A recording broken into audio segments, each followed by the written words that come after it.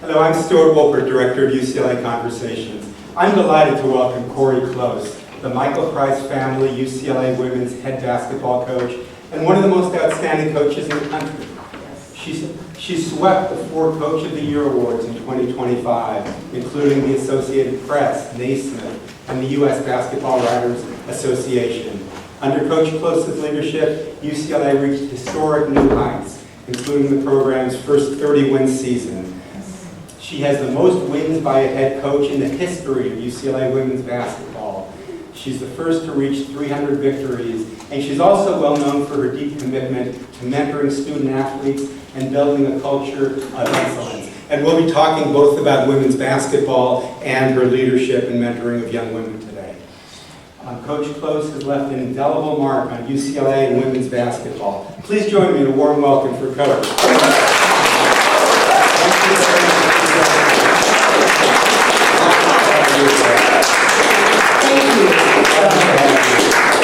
This is really fun to be with you all because, in this world of, NIL and TV revenue and all the rest, I don't think we get to pause enough and to go, we still represent the 4 letters. We still represent the elite education. Still the best NIL deal that any student athlete can sign is to have access to incredible education, mentors, and professors. And for me to just be able to pause and just thank you, you guys are the ones that made it this way. You all are the ones that brought it to the level of excellence that we so proudly represented. And so more than anything else I could say in the next time, which I hope I don't bore you, but I wanted to make sure I could say thank you. It means a lot. Well, thank you. You represent UCLA so well. So you came to UCLA with a vision and a mission. Tell us about those. I think that I'm a person of faith, and I remember asking God, give me a vision if you ever want me to be a head coach that's so big that I could never do it in my own strength, and I would need to depend on the people around me deeply. And be careful what you pray for. But for me, it had to be deeper. It had to be something that was going to live on long after the ball goes flat. And then I read a book called Uncommon by Tony Dungy. And he talked about how when he was at Minnesota as a football player, a young man, they said, would it be uncommon for us to win a Big Ten championship? And they sort of looked at their coach crazy. He goes, well, have we ever done it before? And he said, no. He said, so it would be uncommon now, wouldn't it? And they go like, well, I guess so. And he said, then I'm looking for some uncommon men, willing to make uncommon choices, yielding an uncommon result, their first Big Ten championship, which they went on to do. And I thought to myself, this is what I think I'm called to do here at UCLA. I'm looking for uncommon, courageous women. And you're one of them. Well, thank you. I'll pay you later. And willing to make, this is the hard part, right? Willing to make uncommon, courageous choices over time, yielding an uncommon result. Well, I was going to ask you this question later, but since you bring that up, when you're recruiting young women, what are you looking for besides athletic talent? Well, it sounds like you're interested in character. Well, it's really interesting because at this level, finding the talent is like the easiest thing I do. It's a piece of cake. I can be in a gym probably in 5 minutes and go, okay, best player, best player, best player. And if they're not standing out like that, they probably are not at our talent level. And then the real work starts. And it means I'm watching, how do they respond when a ref makes a bad call? What kind of teammate are they when their teammates make a mistake? Do they hang their head or roll their eyes, or do they go, you got the next one? I watch their work ethic. When the coaches are sending me out to recruit my assistant coaches, I would much prefer to go to a practice than a game because I'm able to see, how are they really responding? What's their work ethic like? Do they touch the lines? When the coach makes a correction, do they transfer it the next repetition? So it's being a good learner, having an elite work ethic, and being an elite teammate. In short. Are they Kiki Rice? Are they leaders? Yes, exactly. Kiki's one of many leaders that we have. But she has led the way, for instance, and our program is known for having maybe the best work ethic in the country. WNBA coaches come all the time and they watch our pregame routines or they watch our practices. And most of them say, we don't go to another place in the country that's run more like a pro style in terms of the work ethic and preparation. And Kiki Rice really helped us accomplish that. That's terrific. So you said you have 3 rules in your program. What are they? Be on time. I had the most amazing opportunity to be mentored by Coach Wooden for 15 years. I want to ask you about which that will be too. amazing. But the worst, most stressful thing ever is when I was late to a meeting with him. Oh my goodness, because that was his big thing, be on time. Be on time, respect and represent. Like, we represent you, and we take that really, really seriously. We would respect the opportunity we're given, the chance to wear the 4 letters across our chest, respect and represent in everything we do. Be on time, respect and represent. Do your very best mentally and physically. And, that's all I have to ask our players. And it was interesting, it was Coach Wooden's birthday yesterday. He would have been 115, if you can believe that. But we celebrated him last night. And I was with his great-granddaughter, Cori, which is the only reason that he mentored me, is because I spelled it like his great-granddaughter, Cori. But the reality for me in that is that everyone was talking about how he never had to talk about winning. He talked about just doing your very best and competing with yourself every day to be better today than you were yesterday. And that's what doing your very best mentally and physically means. That just happened. I just came right from practice here, and I just had to say a couple times, was that your very best? Okay, respond and correct. And then they know what that means, and that's one of the standards that we have. We have 3 rules, and then we have several expectations. So maybe you've just answered this, but one question I wanted to ask you is, what are some of the valuable lessons you learned from John Wooden? Well, you don't have enough time. We've only got an hour Yeah. of the program. I think that, I actually was asked that question last night, and I almost have a different image or a different answer every time I'm asked that, because there's just so many things. But the thing that stands out to me is how consistently he lived within his principles and his values. And I don't know about you, I'm a lot better at talking about my values than living them every single moment of every single day, and hopefully every day I'm getting more alignment in that. But he was masterful in his discipline to live within his alignment. A story was told by Annie Myers last night I had never heard before. She was there with her sister and her brother visiting him in his condo in Encino. And someone called on the answering machine while they were there visiting, but they had had this on the calendar for a while. And it was really amazing because he kept saying these people like, well, we're only in town. They could hear little bits on the phone. He goes, well, I've already committed to this group of people that are here in my living room. And they kept saying, but we're only in town right now. I mean, could we just come by for a few minutes? He says, I would really love that another time, but I've already committed to the people that are in my living room.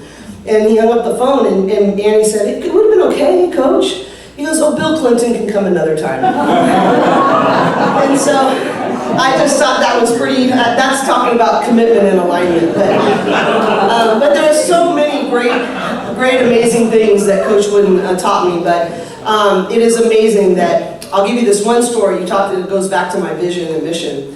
Is I was my 4th day on the job, and I really didn't know what I was doing. This was my first head coaching job. I hadn't hired a staff, and they said, hey, you need to meet with this guy, John Valley, for Dribble for the Cure. And I was like, okay. I didn't know he was one of Coach Wooden's alums. And he sat across from me at the table, and he just launched in. He said, I've been married 38 years because of what Coach Wooden taught me. I started 3 successful businesses because of what Coach Wooden taught me. I've conquered cancer 3 times because of the strength Coach Wooden gave me. And then he said, I survived the death of my 12-year-old daughter, Erin, because of the way Coach Wooden loved me. And then he said, welcome back, see you at Dribble for the Cure, and he left. And I was like, who is this guy? And I ran over to my computer and I looked him up. And he didn't even mention that he was the starting guard on 2 of Coach Wooden's national championship teams, and he played 7 years in the NBA, because it paled in comparison to the man he became.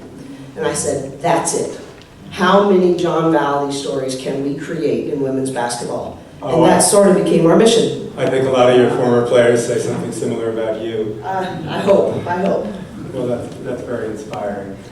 So before we talk about this upcoming season, let's talk about the fabulous season that you just completed. What were you, 34-3? So, the best season in your program's history. So the week before your decisive win over defending champs and #1 South Carolina back in November, I thought your team made a real statement by scoring 101 points against Arkansas. This was a week before South Carolina. You were winning that game by 50 points. What did you think going into the South Carolina game? I think you were underdogs, but how confident were you in your team? Well, I think that's a great way to lead into it. We have a phrase in our program that it begins before it begins. That it's all about the preparation. And you know, it really was interesting. I do think it fit into us because it was before we were in Paris to open up the season. I mean, really rough life, I know. But we were in Paris to play Louisville on national television to kick off all of college basketball, men or women. And the night before, I mean, we're pretty talented, but we're still coming into our own, and this will come into how we played into that, is that our leadership group, we have a group called LIT, Leaders in Training, and they asked to meet with the coaches. They said, I know what the outside world says, but we're not very confident, and we need you. We know we can win this game in our heads, but there has been some doubt that has been seeping into our hearts. And they just said to us, hey, can we work together to help build our confidence? Because we just need to admit to you that we're not as confident as we seem. And finding a way to beat Louisville at that time and to do that on the road without Kiki Rice and all of those things was a good step. But I think that springboarded, something as we poured into our team that really helping them recognize and earning the confidence that they wanted. I don't believe you can give confidence. I think you can create environments with the right balance of struggle and joy to have them earn confidence. And then recognizing what they have earned. Sometimes they don't even recognize and realize what they've earned. And so from that moment, we started building into that. And I thought it really started to get going before that Arkansas game. And then the next week, I thought we prepared knowing we were going to win that game. Every rep was, we're the better team, they're going to have to catch up. It doesn't matter that they won, the defending national champions were undefeated the year before. We had earned confidence points that we really believed we were the better team. Wow. And we played in a way that reflected that. You sure did. So you filled Pauley Pavilion. At halftime, you were ahead by 21 points. And what I was struck by was in your on-court interview, you said your team can do better. You're ahead by 21. Coaches are never happy. And so that's what I was wondering. And you said your team could especially do better in defensive rebounding. And I'm wondering, is that the nature of coaching, what you just said, to want perfection, and even when you're winning decisively, it's still not perfect? Or were you simply trying to make sure your team didn't relax?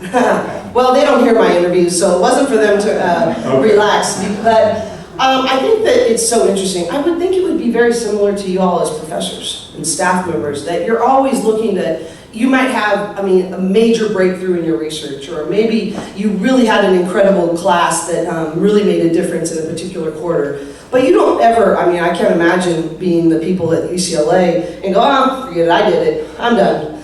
You're always like, oh, wait, but I still have this area of growth. I still have this piece. Never good enough. Well, I don't know if it's never good enough, but never getting tired of growth. Never getting tired of, I say don't get tired of doing it right. But I think that, to answer your question, the reality for me, that wasn't a motivational ploy. That was just there's always a gap. We're questing for perfection, but most of the time we're questing for perfection in the areas that are under our control. And so if there's a slippage there, I want to challenge them to close that gap. The most growth happens at your edge. And your edge is where your talent runs out, and you are forced to develop a new level of discipline and skill to reach your potential. And so I always want our players to be leaning into their edge, because that's where the good growth happens. And what did that decisive win over South Carolina mean to your program? Did it convince you that you really were as good as you believed you were? Well, I think it convinced the rest of the country before it convinced us, actually. I remember being in the press conference after that game, and Doug Feinberg, who's a national writer, said, well, do you think this warrants being number one? And I was like, heck no.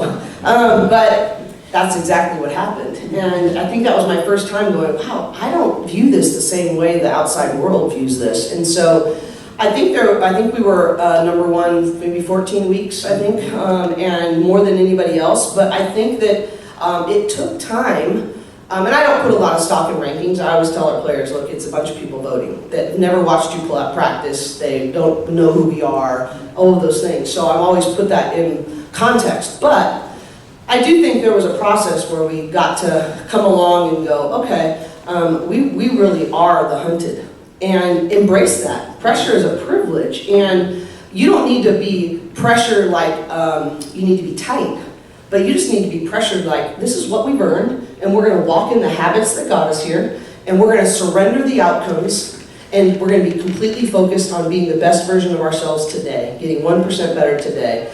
And as we did that, then we don't have to worry about complacency coming in. And so, but it did take some time. So that team was 34-3 and made the Final Four. You've had a lot of good teams, but I don't think you had a team that was as good as last year's. What made that team so special? Well, it's interesting. What made us that good was we had so much depth and talent. Mm-hmm. And what made us really struggle at the end was that we had so much depth and talent. Mm-hmm. And the reason I say that is that for the first, and I'm just talking among family here, though I know this is being filmed, but you know, UCLA bubble right here, is that the reality is that I thought we stayed really selfless about till the end of January. And then there were some distractions that we started to really fight. Playing time, parents not being happy with us, or specifically me, social media pressures, things that are being said in the press. And I think a really valuable lesson for us is that there's some things that did seep into our boat. You know, boats don't sink because of what's happening in the boat. It's what's allowed to be in from the outside. And I think that is the reality, is that I thought we did a really good job for a long time. But there was a shift that we need to now learn from and move and be better moving forward. Well, relating to that, I mean, one thing I thought of is you probably have a lot of players who aren't good enough to start on your team, but would be good enough to start on a lot of other teams. And that must make it tough if they're sitting on the bench and they're thinking, wait a second, I could go somewhere else and be a star. Well, that's why several left. So, I mean, quite frankly, that's what happened. Just in full transparency, someone came to me and I had told them, hey, come to me with your list of non-negotiables to have a really good senior season, and I'll do the same. And if we have alignment, then great, let's move forward together. And if we don't, that's okay. I'm going to support you, and we're going to find another place. All transfer situations are not the same. And in this particular case, 2 of our players came to me with their things, and I could not agree to those things. More playing time. More shots, more playing time, guaranteed starting position. Those were things that I just wasn't willing to do. Sure. And so we had an honest conversation. And I said, you know what? You have an expectation I cannot meet. I quite frankly, I will not meet. But that doesn't make you a bad person or me a bad person, and I want to support you. And so that's what happened. Well, you know the story about what Lou Alcindor said about one reason he chose UCLA was that other coaches were saying to him, if you come here, here's what we're going to do for you. Here's what we're going to give you. And John Wooden said to him, if you come here, here's what we're going to expect from you. Yeah. And I wish, that's harder to find. He liked that. But that's such a, today's players don't. well, I was going to say, it's such a credit to his maturity, his character. Rafer Johnson has shared similar stories with me about when that happened. Sven Nader, he's such a great story. You know, they said, hey, if you will come and play behind Bill Walton for 2 years and just get better by practicing against him, you will eventually become an NBA player and a rebounding champion. I mean, think about how that sounds. And Sven was willing to do that, and he did that, and that's exactly what happened. And so, those are the great people. Sure. Can you share a moment from the past season when you were especially proud of your team's growth, either on court or off? Yeah, I think that there's a couple, but one is on court, one is off, but I could pick many more, but one and one. We were undefeated, number 1 in the country. We go down to USC and we lose and do not play well. We actually had the game in the about beginning of the 4th quarter and sort of melted down and fell apart. And so really had to hold the mirror up in some of those areas. And it's one thing to lose, going down fighting. It's another thing to get out-toughed in the last 4 minutes of the game and against your rival. So ultimately I'm responsible for that. So I take that really personally that happened. And then on top of it, I do think we got better from that and responded to a degree. But then it's on the line again at home. Sold out crowd. Most coveted sports ticket in Los Angeles, including Lakers, Clippers. It was like the who's who across the courtside seats. And we fell short again. And it was rock bottom. It was that locker room there's actually a documentary that was done on our team last year that's going to air in February. And you'll see it. I happened to see a clip and I was like, ooh. But I could not have been more proud. That night, I got a text message from Kiki Rice and Gabriela Hawkins. And it said, that will never happen again, Coach. The coaches prepared us. We did not follow it. We did not stay together. We were not the tougher team. We are going to have a players-only meeting tomorrow. We're going to watch the whole game together. We are going to take care of this. And literally, that's exactly what they did. And 8 days later, we won the Big Ten championship tournament against USC on the third time. So that response, that's something they'll hold with them the rest of their lives. Obviously, it's great to have, and I like your shirt there, but I love the memories and the trophies, but they are going to remember the response that led them there more than they're going to remember the confetti. And then the second one for me is we have adopted a girls' home in Tijuana, and we do recycling. And there's also a boys' home that's down the road. We also have adopted a young man there. And they have all been rescued from either abusive situations or the sex trade. It's an amazing thing. And we take bottles and cans and we recycle them every month. Wow. And we pay for 3 kids to be involved in these incredible programs. And we write them letters every month. And then about 4 times a year, we go down there on a Saturday and we spend the day. And I went for my first time. Wow, congratulations. And well, thank you. And to walk in there, and there's a girl, Yuri, that we've been sponsoring since she was 7, and she's 16 now. And I walk up and I get choked up. I walked into there and they ran to hug our players. And then Yuri runs up to me and said, sponsor, Yukla, she would say.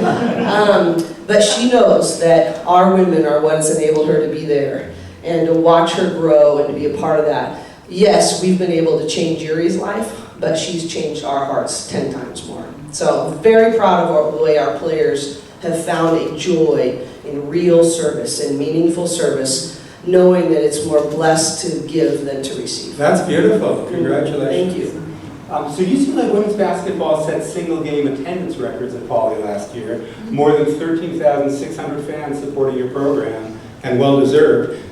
What kind of impact does that fan support have on your team? Do you all have your season tickets? I do. My wife does. Okay, here we go. Thank you for that. It really makes all the difference. It makes a difference on so many different levels. Obviously, the atmosphere, to get behind your home team is really powerful, and it makes a real difference. On top of that, with the soar of women's sports, and honestly, the incredible burden on athletic departments and universities, if we want to be at a level of excellence in UCLA athletics, forget just women's basketball or men's basketball or football, then we need to find other new revenue streams. Mm-hmm. And we need a women's sport to do that. It doesn't just help from a financial standpoint, it helps from a perception standpoint. That we are not just a Title IX box to check, that we are a really valid asset worth investing in. Sure. And when you show up and get behind that, it not only does that from an internal perspective, but from a corporate sponsorship perspective, from a TV media rights perspective. For the first time this year, if we don't have sellouts like this doesn't happen. We had 2, almost 3 last year, and our goal is to have 4 or 5 sellouts this year, okay, with our schedule. If that doesn't happen, what happened this year when they were doing TV rights, it would be the Lakers and the Clippers in terms of your TV windows for the year. Men's basketball, Big Ten, then Big East, because of the Fox affiliates, and then women's basketball for a few sort of piddly ones, and then maybe a couple for volleyball. And then maybe a couple for gymnastics. and this year, it went Lakers and Clippers in the NBA, and then it went men's basketball, and at the same amount of windows went women's basketball. And of the national windows of NBC, CBS, and Fox, women's basketball games got picked more than men's basketball games for the first time in our history. And that's not to take away from men's. This is not about slicing. I think that sometimes gets misconstrued. It's about growing the pie. It's not about slicing it differently. Sure. And without people showing up and showing their support, those things don't happen. Yeah, so what are your thoughts on the phenomenal growth and popularity of women's basketball these last few years? I love all of the women's sports, what's happening. Too. You know, and it's Tennis, really gymnastics. Yeah, gymnastics, soccer. You know, on the national stage in the Olympics. Just looking about the support that went into all of the women's sports. There's just so many great things, and it's important for our culture. You know, the percentages of C-suite employees or C-suite executives that are women. 73% of them played high school athletics, and 54% of them played college athletics. Wow. It's pretty remarkable. It's Yes, not just, I'm glad women's sports is growing. It's important for our culture. It's important for Sure. self-esteem. It's important for leadership. And so I couldn't be more thrilled. Is that what excites you the most about the sport's future? Well, I think it's, you know, I've been doing this for 33 years, and so it's obviously really gratifying to me to see some tipping points happen, you know, that you've been scratching and clawing for a long time. But, you know, none of it, and actually this year really taught me this. You know, going to the Final Four for the first time since 1978, 79, and, you know, getting Coach of the Year and all that. You know what it taught me? Is that banners hang in gyms and rings collect dust.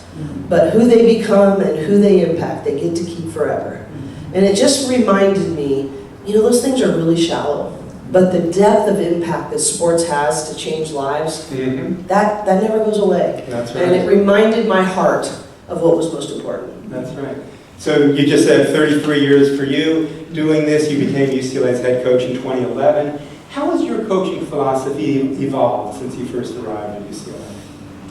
Well, I hope it evolves every year. You know, I think that one of the great things about being a coach is that as you say something, it's like this mirror that's being held up against, you know, against your own habits. I feel like it's this built-in accountability for my growth as a young woman, or as a younger woman, now an older woman, that has hot flashes in front of all of you. But, you know, I think that the reality is, for me, is that I think that Coach Wooden used to always talk about drink deeply from good books. And then he used to always talk about never get tired of having a quest for learning. And I think every year you have a chance to do that. And you know, I also tell our players all the time, and it all goes back to growth, right? One of our 3 core values as a program is a growth mindset. And the best, also Coach Wooden taught me, the best lessons are caught, not taught. So I'm not going to expect them, before it ever happens through me, it has to happen in me. So if I want them to get tougher and more disciplined, I need to do that. If I want them to, you know, have certain areas of growth that I want to see, it needs to happen in me first. Lead by example. Yeah, it's servant leadership at its core. And so for me, it is just about what does this year require of me from a growth perspective, and what lesson is most important for them to catch. So you change every year, you learn every year. Absolutely, yeah. And how has women's basketball changed since you came in 2011?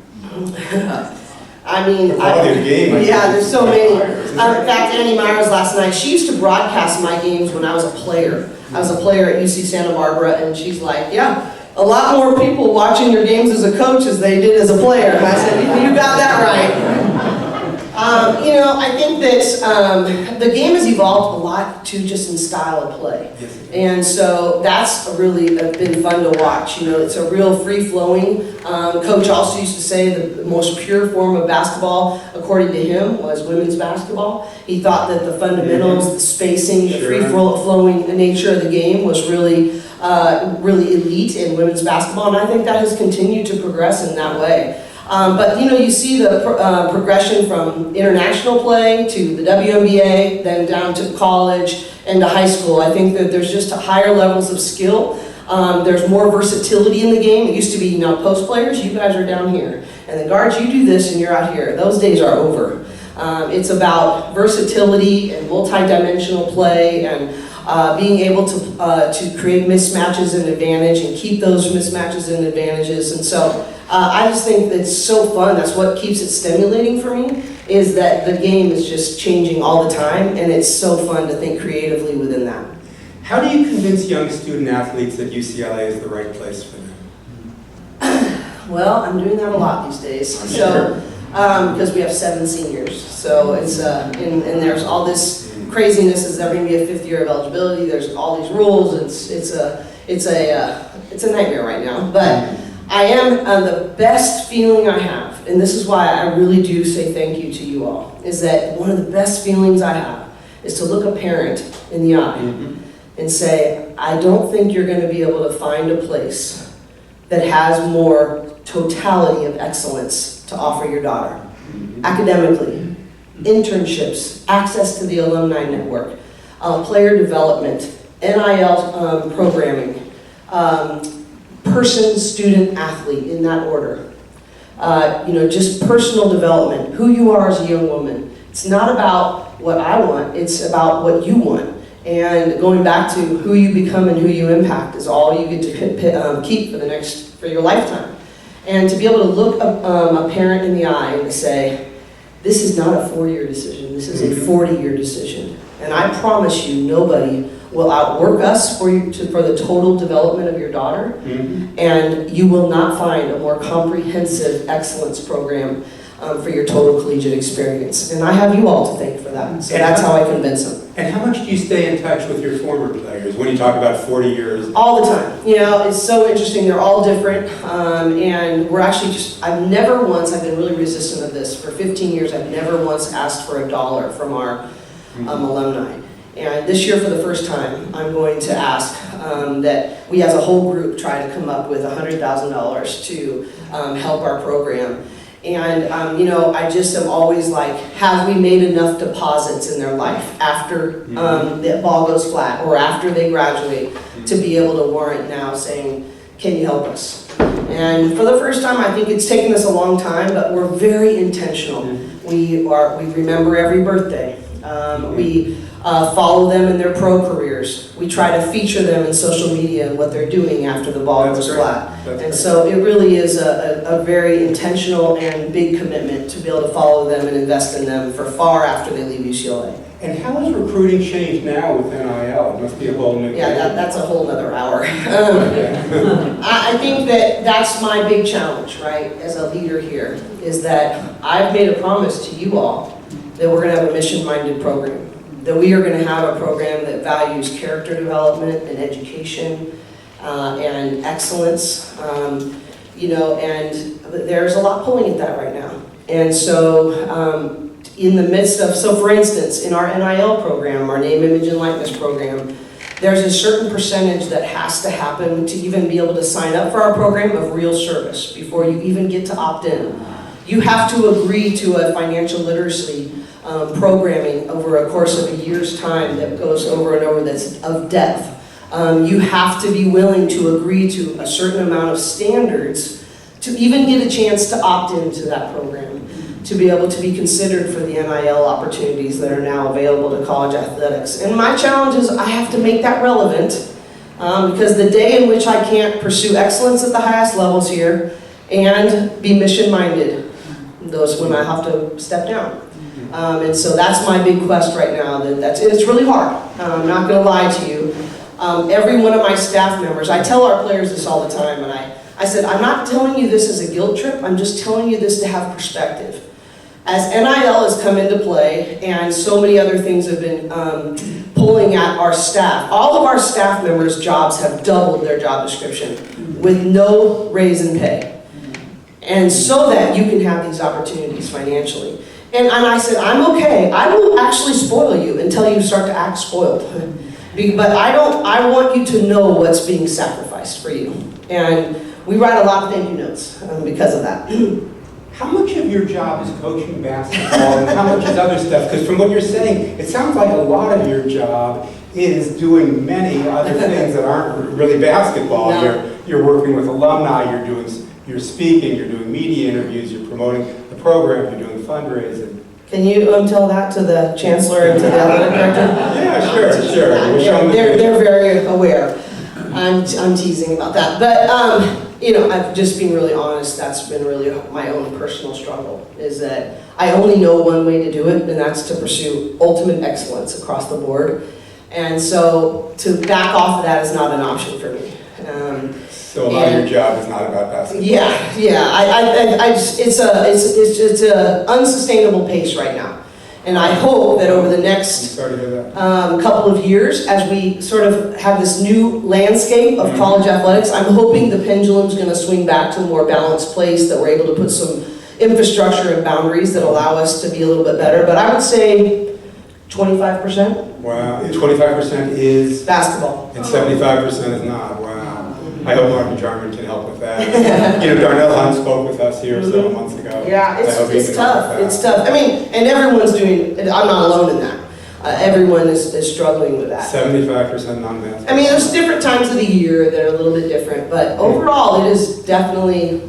You would be surprised. And year-round, for sure. Oh, for sure, year round. Yeah. As I was preparing, there were a lot of questions I was interested in asking you, but near the top or at the top of the list was a few questions about superstar Lauren Betts. Now, when Lauren started at Stanford, she averaged under 6 points a game. She wasn't happy there. I think she was being teased. She was being bullied. So first I want to ask you, how did you and your coaching staff convince her to transfer to UCLA? And then I want to ask you how you convinced her to thrive. Well, her choices. She deserves the credit for that, how she's thriving. But backing up, it honestly was really easy to get her to come after she left. I recruited her really hard out of high school. And on top of that. Oh, where did she go to Stanford? Yeah, good question. But I Pretty think good college. it is a good college. But it was COVID. It was COVID, so she wasn't allowed to take visits, and so she would have been able to sort of see some of the differences if she had been able to make her decision after taking visits. But it didn't. It's the way it happened, and so. But on top of that, I coached her in the U19 World Cup for USA Basketball. And honestly, I have to give her the credit. She gave more to me on that trip than I gave to her. My father passed away while I was coaching on that trip. And I'll tell you, Lauren Betts and a young woman who plays for UConn, Nazy Fudd, actually every day came up and said, "We got you, coach." Every day. Wow. And I barely made it through that. And but they were just I think she got a sense of who I was. And so by the time after recruiting her out of high school and then having that experience with her with USA Basketball, when she decided to transfer, it actually was really pretty easy. So great story with that though. If somebody, the first person to do this, if you commit on the visit, I have to jump in the pool with all my clothes on. And she committed. She was the first one to commit at my house for dinner, and I had to jump in the pool with all my clothes on. So. Hope you had a towel nearby. Yeah, I had a towel nearby, and it was cold too, but that's all right. So Lauren averaged under 6 points a game at Stanford. So at UCLA last season, she was UCLA women's basketball first National Defensive Player of the Year, first Bruin women's player to achieve more than 600 points, 300 rebounds, 100 blocks in the season. So how do you and your coaching staff work with her to produce such remarkable improvement since that year at Stanford? I do. I have the best assistant coaches, you guys. It is unbelievable. Although one of them left. One of them did leave. She made a really tough decision to allow her husband to get back into the profession at the Power 4 level. And so she allowed him to, that was the deal. If she would go, he could come too as an assistant coach. So we did, and I miss her every day. Shannon she lived with me for several years when she first got here. She has been my right hand. She was my associate head coach, and we talk all the time still. But this is true. She's at Rutgers now as an associate head coach, and she's coming back in February to play us. And you all need to come to that game. We are going to present her with her Final Four ring before the game, and that time. So that's going to be really fun. But my staff is incredibly intentional. And we are, I always say that you need to have 3 things to be on my staff. You need to be a genuine relationship builder. You need to be able to teach the game and really be a teacher and study it and be able to connect with the kids and do all those things. And then you have to be able to recruit. And those 3 things have to be in play. In terms of some competency issue, things that you need. And I think, I'll tell you, Shannon, the one that left actually, is the one who deserves most of the credit who came alongside Lauren. I don't know if any of you, this would be an article worth pulling up if you haven't read it. Oh. She shares her story on ESPN. If you Google it, Lauren Betts' mental health. About being teased. It's really, but it's even more in depth than that about her first year here was really different. And I can say this now because she shared it. I would never share it if she hadn't shared it first. But I mean, she was in a really deep, dark hole. And this is when it really matters that you care about them as people first. And we really just came alongside her. She stepped away. She missed, I think, 7 games that year. And it was a really, really difficult time. But now it is one of her biggest passions is to share her struggle so that other people may not feel as alone. And I think that's what's making her a better basketball player. Wow. Is that she feels seen, she feels purposeful in something more than just being a really good basketball player. And I think the more that you feel valued and challenged and cared about for who you are, at the end of every practice, every player has to write at the top of their journal, basketball is what I do, it is not who I am. Mm-hmm. And the definition of a growth mindset. That everything that happens to me today is an opportunity to learn and grow. And then they have to write 10 things that went well that day that were under their control. And I think the more Lauren understood herself as a woman, as a person, the more she was freed up to be the best version of herself as a basketball player. And she's the best player in the country. Yeah, I was going to say, is she the likely National Player of the Year? I would say National Player of the Year, #1 draft pick in the WNBA. The list goes on. She's spectacular. And today's her birthday. Oh, wow. There you go. So also her sister Sienna is on your team this year. It's her first year. Tell us about Sienna and what she brings to your team. Everything different than Lauren. She's only 6'5". And Lauren, she'll tell you she's 6'7". She's not. She's 6'8".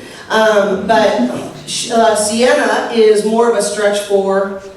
Shot 3 for 5 from the 3-point line in our last scrimmage.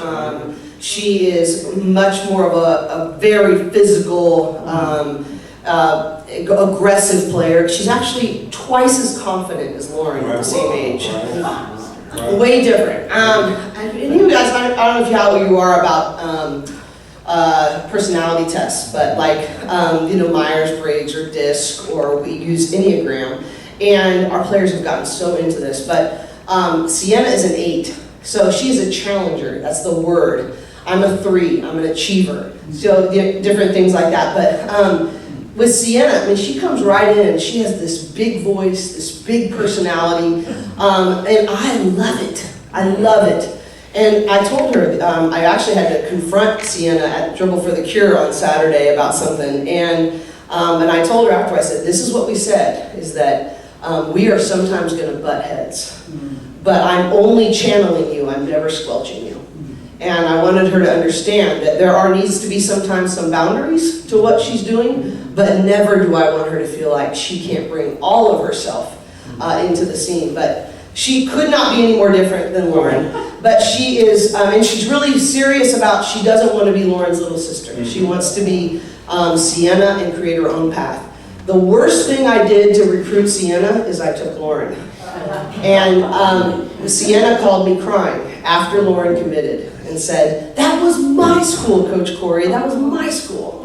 And I said, it can still be your school. She goes, I don't want to follow in her footsteps. I don't want to ride her coattails. And I said, you don't have to. But it took me probably 2 months after Lauren committed to transfer to convince Sienna that it was still the right spot for her. And so really intentional about protecting that. But they're going to play a lot together this year. Well done. But Sienna's going to be great. How do they like playing together? Great. They only played 1 year in high school together. But Lauren's dad was playing professionally internationally when they were all growing up. So They had each other most of all. And they have a brother who's actually an IMG. He's 7'3" at 15 years old. 7'3". But you can tell they have a sense of each other when they go out there, that even though they only played 1 year in high school together, they find each other in a way that probably only siblings can. So this is Kiki Rice's senior season. My wife and I are huge fans of her, as well as Lauren's and other members. Tell us what she means to your team, and also, since you were talking about that ESPN story about Lauren, there's also been stories about Kiki being stalked and harassed. Yeah. So tell us about Kiki and what she means and how she deals with all of this. Well, first of all, shout out to UCLA. They, when Kiki had her stalker, that was, it was just a very unfortunate situation of someone who wasn't well, that was making her feel unsafe, and appropriately so. The university, I'm telling you, I'm the first one to say when it doesn't go well, but I'm telling you, they stepped up in a major way. They made adjustments. They had brought security with us to travel. They had a great plan. Every arena, they did all this pre-work with them. I just have to give a shout out to UCLA, Michael Beck's office, all the way down through the athletic department, that was absolutely stellar to meet that need for Kiki Rice. Imagine what her parents feel. And it's a hard line, because Kiki Rice's aunt is Susan Rice. And before she retired, we had Secret Service every time she came to a game and everything. Oh, wow. So then when we have to step up our security, that's the standard. It's Susan Rice's security detail. And UCLA did a phenomenal job. So I would encourage you to look at that. But Kiki is she's our engine. She's our rock. She's consistent. She leads in work ethic. She is a confident downhill driver, makes a difference. And I think she actually has not been healthy for the last 2 years. And so she had shoulder surgery in the off season, and actually today got cleared to really go full go, to hopefully, if we get 3 good weeks together, she'll be ready to go for the rest of the season. But this is the healthiest she's been in 2 years. And so I think you're going to even see a new version of Kiki as we move forward. That's very exciting. And tell us more about your starting lineup and the rest of the team. I know Gabrielle. I don't know the starting lineup yet. Come on now, you're going to get me in trouble. Okay, not the starting lineup. I know Gabrielle Hopkins is coming back, and Gianna was a starter at Utah, and Charlize was a grad student from New Zealand. And is Angela Dublik back? Yeah, she's back too. So you've got... So if they could overcome the coaching, we can be really good. No, we're going to be, this is the best team I've ever coached in 32 years. Well, better than last year. Better than that. We are a more complete, complementary pieces team than we were last year. So you hear that? Last year was 34-3 in Final Four. Hey, I already know. We have the regionals, and the regionals are in Sacramento. The Final Four is in Phoenix, and I expect to see all of you there. But I think that there's so many players, but I think the biggest thing is what I referred to earlier, is that everybody's going to have self-sacrifice at different points, because we want to do something greater together than we ever could do individually. And I think we learned what that feels like to go a little bit short. I don't actually, be honest with you, the way UConn was playing at the end of the year, I'm not sure anyone would have beaten them, but last year, but we would have been able to stomach it a little better if we knew we had been the best version of ourselves. And this team is really willing to be sacrificial. And I'm very proud of them for the hard character. It's not easy. It's not easy. I love that about our assistant coaches. Every single one of them could be head coaches and had plenty of opportunities to do so, or have done that before. And I am the person out in front the most. And I don't deserve the most credit. They do. I don't know about and that. Well, we're all a part of it, but I think it all comes together, and it's more meaningful to do something bigger than ourselves, and to be a part of something bigger than ourselves. Gianna Neepkins, how many of you guys know what a 50, 40, 90 player is? Okay, a couple of you. So it's really rare. There was only 2 of them in all of Division I women's basketball last year, and Gianna Neepkins was one of them. She shot 50% from the floor from 2-point range, 40% from the floor in 3-pointers, and 90% from the free throw line. So, so think about everybody has to double or triple team Lauren Betts, right? And now all of those spacing lines just got wider because of Gianna Neepkins. And wait until you see the way Gabriella Hawkes is shooting the ball. Wow. It's night and day. Right. And so all of those things are going to be amazing. Really exciting. How do you teach resilience to your players, especially when facing adversity in big games? Yeah, Marcus Johnson last night was talking about that's his biggest takeaway from playing for Coach Woody, is his ability to handle adversity. And you heard the story I told you about John Valley. I think there's no substitute for just embracing really hard things, to lean into the hard. Fight for your form in the midst of the tough stuff. Don't brush things under the rug. I talked about our edge. I have a funny thing in my office. There's this cliff that was drawn, and Chantel Horvath, when she played for me, she goes, "I went so far to my edge, I went right off the cliff today." But I think that I ask every recruit this question when I go in their homes. Tell me the time in your life that you're most proud of when you've grown. When in your life have you grown the most? And every time, I keep wanting them to say, drinking an iced tea on the beach, I grew the most, but it never happens. But they always say, well, I overcame this, I faced this level of adversity, and I found a way around it, through it, over it.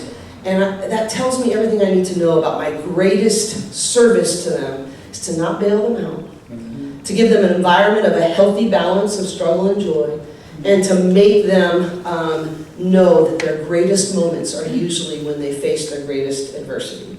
And so to not see that as a comfort zones are a dangerous thing, and believe me, I'm with those on the best of them. I enjoy those, but that's not when I grow the most. So to try to create an environment and a culture that embraces the hard when it comes, and helps teach them that they can do hard things. We call it controlling your R. E plus R equals O. Event plus response equals outcome. And usually when we don't like our outcome, we blame our E. But really my goal as a leader is to strengthen their R to be greater than any E they will have to face. That's terrific. Wow, a leadership lesson. Yeah. I'm curious whether there's much discussion between women's and men's basketball coaches. One thing I thought about, Connecticut has fabulous teams for both women and men. Do their coaches talk a lot? Do you and Mick Cronin talk much about basketball? We don't. Mick and I don't as much, but I would say that Mick has taught me a really valuable lesson. I'm not sure we could be much different. Our styles are different, just the way we go about it different, our personalities are different, our language is a little different. But I love the lesson that the Hawkes family has taught me about that, is there's a lot of ways to really teach and invest in people. The Hawkes love the way Mick Cronin coached Jaime. And they love the impact we've made on Gabs. And I just think it's a great reminder that there's a lot of ways to teach in your own way. Jaime really improved. No, he did great, and Gabs has really improved. And so, we don't cross paths that often from an X's and O's standpoint. A little bit more every year. One thing that's really great about the Mo Austin Center is that we both practice in the mornings, and we eat in this patio every day together. And I think there's so much power in that. And so not only the coaches are all eating together, but the players are all eating together and developing these genuine relationships. And I think it's a really special thing. And I think the camaraderie in between our UCLA athletes is really special. And I think it's one of the best I've ever been a part of. Your coaching staff has included women and men. Is there much of a difference between when women and men coach women athletes? I think there's, sometimes, I think it's much more personality driven than gender driven, but I do think there's I always have this, when Shannon left, I had some really elite male coaches that wanted to come like immediately. But I already had 3 males on my staff.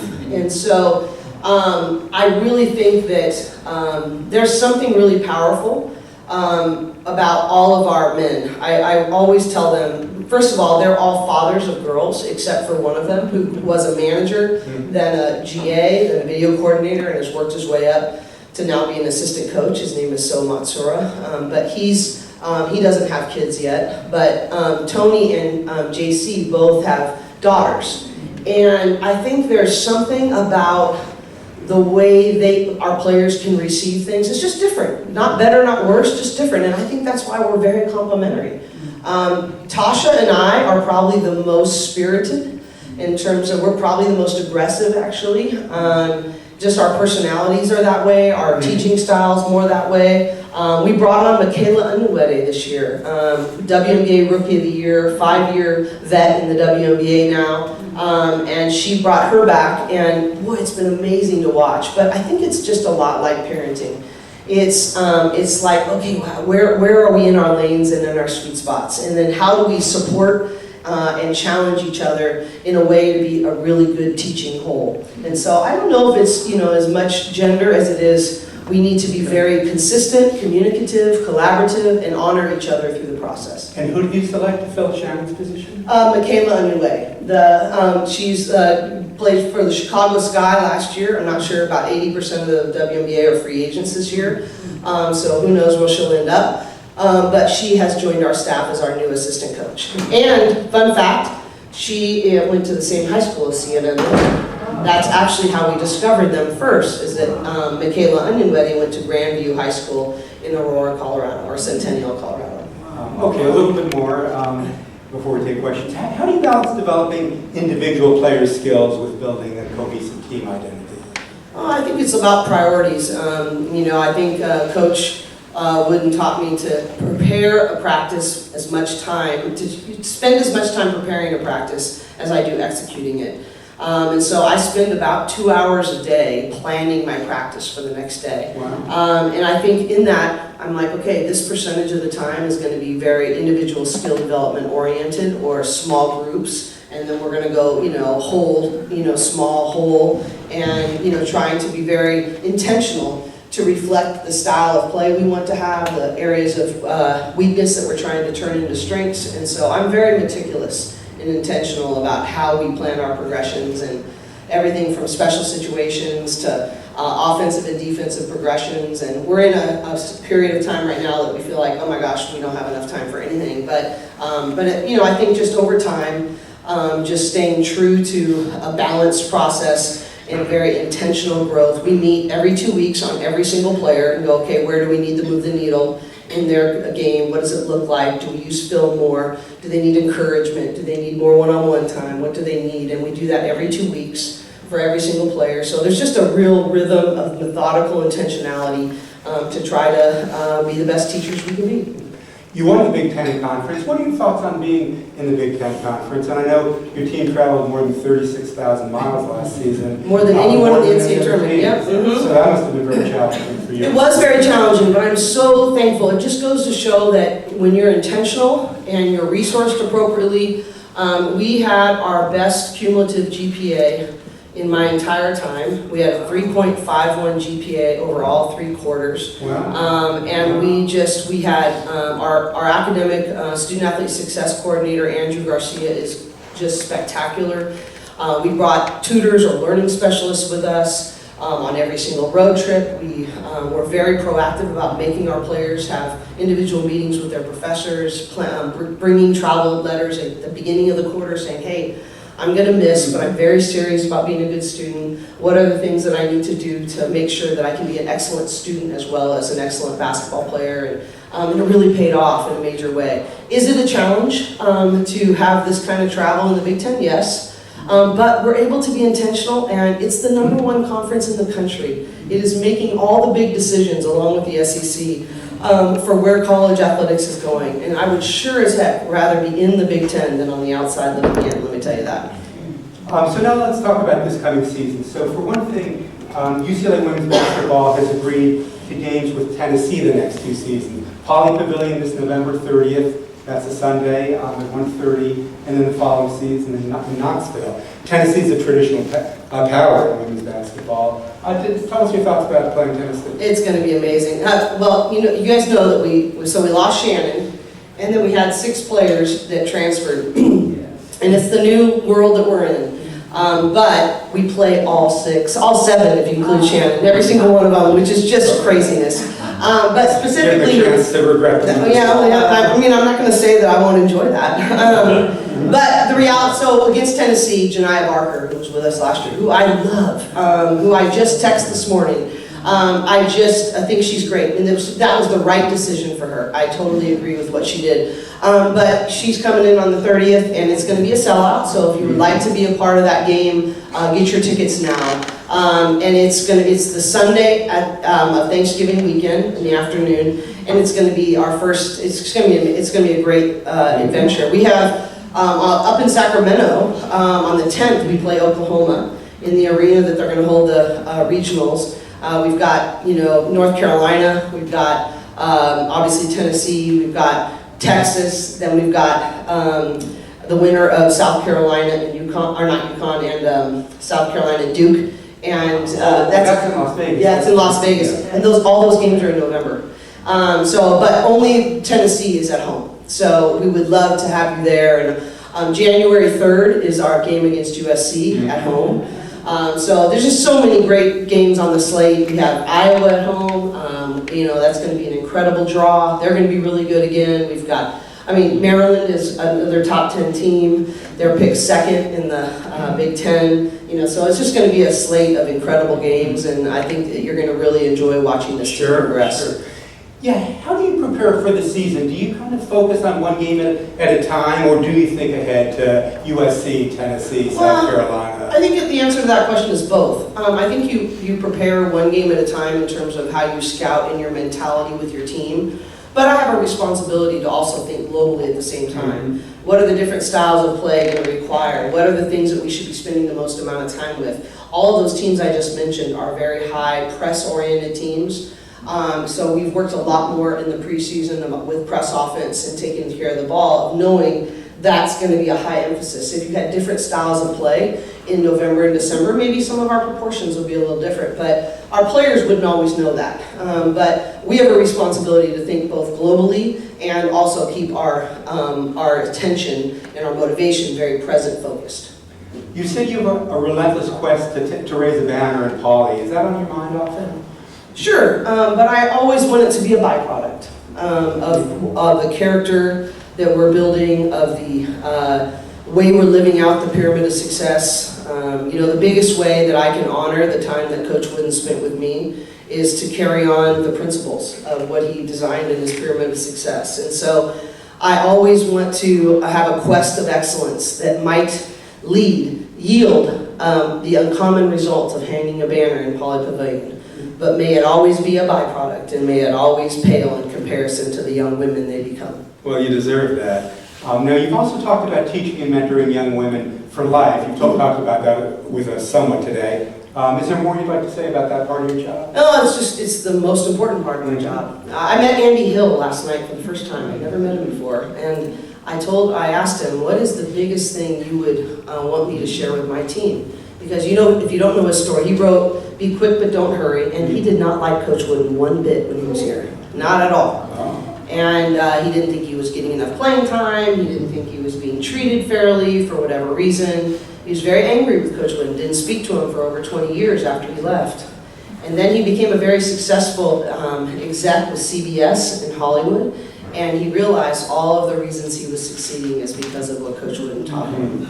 And he said he had to take the humble pie and go back and ask Coach Wooden for his forgiveness and thank him for his input, and they reconnected in a really special way. And then he went on to write that book. But I asked him, what's the number one thing you would want me to share with our team, or what advice you would give me? And he said, for you, he said, make sure that you pick loving them over liking them. And I was like, what do you mean? He said, well, you can love them by holding the standard, but don't ever make it be based on whether they'll like it or not. Because a lot of times they won't like it until far after they're gone. And then what he said to them was, and how I treat them is, he said, never lose sight of the character that you're trying to teach your women. The character, the life lessons, the equipping. From everything from mental health to time management to financial literacy to how you treat people to communication skills. Those are the most important things, and basketball gives us the platform to do that at the most deep and powerful levels. and to never remember that that's my most important job. Very well said. And what are your thoughts on this upcoming season? It sounds like you're very excited about it and optimistic. Very excited. So the proof will be in the pudding, but I could not be more joyful and thankful and enjoying this particular group. And finally for me, how do you measure success beyond wins and championships? I think what Coach Wooden said it best, right? This definition of success is doing your very best. And competitive greatness is being at your best when your best is needed. But it's the peace of mind, right? It's the peace of mind of knowing that you did your very, very best. And so I think that this year's definition of success for me will be getting our team to, for the whole season, to surrender the outcomes and to choose to be an elite teammate and to be an elite learner for the entire year. And if we can do that, the end result will take care of It itself. sounds like that's very likely. Now let's take a few of your questions. Yeah. Who'd like to start? Hi there. Hi. Thank you for coming. Of course, thank you. I'm glad I came. I've always been curious about how, hi there. I've always been curious about how coaches manage the stress and pressure of coaching. So I would be interested in your response. I'm a work in progress. I think you have to, this is the point of accountability, just like I ask my players. Basketball is what I do, it's not who I am. And it's hard for me. I thought I'd be married and have kids at this time, and this has sort of been my life. And You've got a lot of kids. Well, I do. I have a lot of non-biological kids, and but I think it's a constant. I always say that some tensions are meant to be managed and some are meant to be solved. And I think this is a tension that's meant to be managed. And it's a tug and pull, and it's like, okay, what steps do I need to make? And we call it a staff Sabbath. It doesn't matter if it's in the middle of the week. Every single week, we absolutely shut it down. And there's not another Division I program I know of that does this, but we just say, you're not coming into the office, you're staying home, even in the middle of the season, because I always say you can't give away what you don't have. And so figuring out, and what kind of role models are we? If we're asking our players to do this, and we're just spent, and I'm the first one, but I think it's been my greatest tension I've been asked to manage in my life, is to figure out how to be really disciplined of excellence, and also really disciplined to learn how to rest and recharge. Who else? Yes.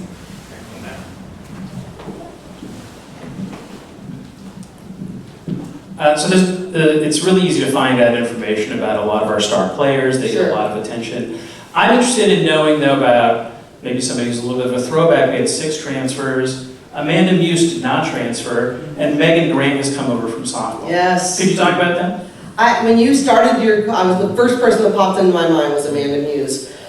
If you were to ask our team who's had the most growth over the offseason and has maybe made the biggest impact, they would almost all say Amanda Muse. And it's not just, she is a better basketball player by far, but she's also had 4 players over to her house and cooked them dinner last night. She also is, some aerospace incredible major. I have no idea what it is. And she is absolutely killing it in the classroom. She is incredible when we go into our community, and the way that she serves and her genuine spirit. So those people don't understand. One of the other people that's really having an impact right now, she's still coming back from an injury, but I told her this today, Tamia Gardner. Tamia Gardner I said, remember last year you used to say, Charlize is impacting our team so much and she's not even playing. I said, that's what you're doing right now. And to never underestimate that everybody's contribution is so important. I think Megan Grant has been a blast. One of our team building things, every single skill workout we did, they had to start out with one thing they're thankful for and one thing we didn't know about them. And evidently her nickname growing up was Red Truck, and that red hair she has, and I call her RT. And her just fire and enthusiasm. We're splitting time with softball right now. On Monday, Wednesday, Friday, she does softball, and on Tuesday, Thursday, Saturday, she does basketball right now, and it's a give and take in that. But if you would have told me she was going to have this big of an impact, I would have been like, I don't know. but she has had just that. And I think that that's going to be really fun to see throughout as the year goes on, to see all those people that may not get the points and rebounds kinds of press, but within the UCLA family, we know that they are part of our foundational success. Any final questions? Two more? Two more. Two more, we can do it. Hi, and thank you both. Of course, Thank great to see you. We have enjoyed following this team around the country. Of course, we were in Spokane, we were in Tampa, and we were only motivated to buy tickets 2 years ago when we went to the Final Four in 2023, where his aunt, who is a legendary basketball coach, was honored, and we were embarrassed that we weren't supporting our own team. And we've increased the number. Now we have a party of 8. But these comments are meant as much for the people in this audience as you, and that is, this is the best sporting experience, certainly in California, but I bet you in the country. I mean, the season ticket prices are minimal, really, Sure compared to what they could. You're almost on the court, right? There's no better team, I think, anywhere around here. And I can't figure out why we can't get more support. And I don't know if anybody here has There have been some big crowds. Well, we have sold out our season ticket allotment this year. We did. Oh, that's So fantastic. amazing. Right. That's wonderful. But I am, challenging everybody in this room to start And watching coming the to- video. Right. Watching the video. Watch the video, but start coming to the games. I mean, there Absolutely. is no better experience, I can tell you, at UCLA. And we have season tickets for football, men's basketball, but nothing's better than this. Thank you. First home game is November 6th against UC Santa Barbara, and then there are lots of games the next few months. Absolutely. And the one against Santa Barbara, it's at 11:30 a.m. And if you show that you're or really if you just tell them that you're a former staff or a professor, you can get it for free. Final question, and then my colleague Michael has something for Coach Close. Thank you. I agree. I went to several of the basketball games last year. Amazing. It's just fun to watch. The crowd was great. Women's basketball at UCLA, from UCLA people, was amazing this year. You obviously were Coach of the Year. The WNBA Coach of the Year was a former UCLA player. Natalie And- Acosta, Yeah, yes. Natalie Acosta.